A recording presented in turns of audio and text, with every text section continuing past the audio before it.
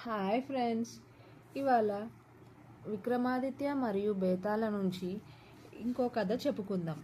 కథ పేరు ముగ్గురు మిత్రుల పరీక్ష, అంటే ద టెస్ట్ ఆఫ్ 3 ఫ్రెండ్స్.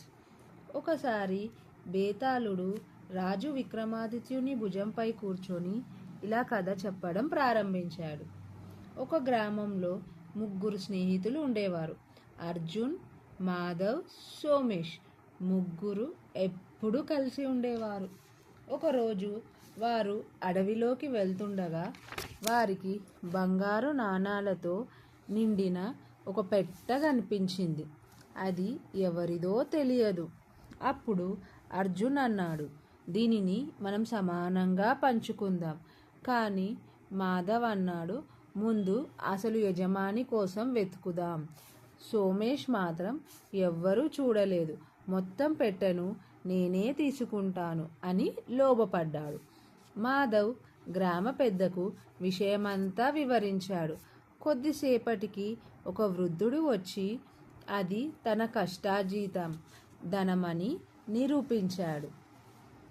గ్రామ పెద్ద ఆ పెట్టెను వృద్ధుడికి తిరిగి ఇచ్చాడు. వృద్ధుడు ముగ్గురి ప్రవర్తనను గమనించాడు.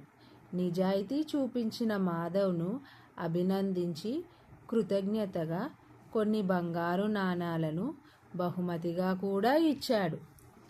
ఇంతలో బేతాళుడు విక్రమాదిత్యుని అడిగాడు, రాజా, ఈ ముగ్గురిలో నిజమైన సంపద ఎవరి వద్ద ఉంది?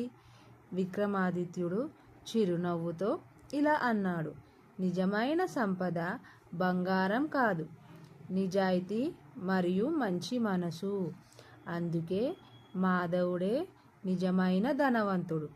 బేతాళుడు నవ్వుతూ, రాజా, నీ తీర్పు ఎప్పటిలాగే న్యాయమైనది అని చెప్పి మళ్ళీ చెట్టుపైకి ఎగిరిపోయాడు. ఈ కథ నుంచి తెలుసుకున్న నీతి ఏమిటంటే, నిజాయితీ, మంచి మనసు మనిషికి లభించే అత్యంత విలువైన సంపద. Thank you so much.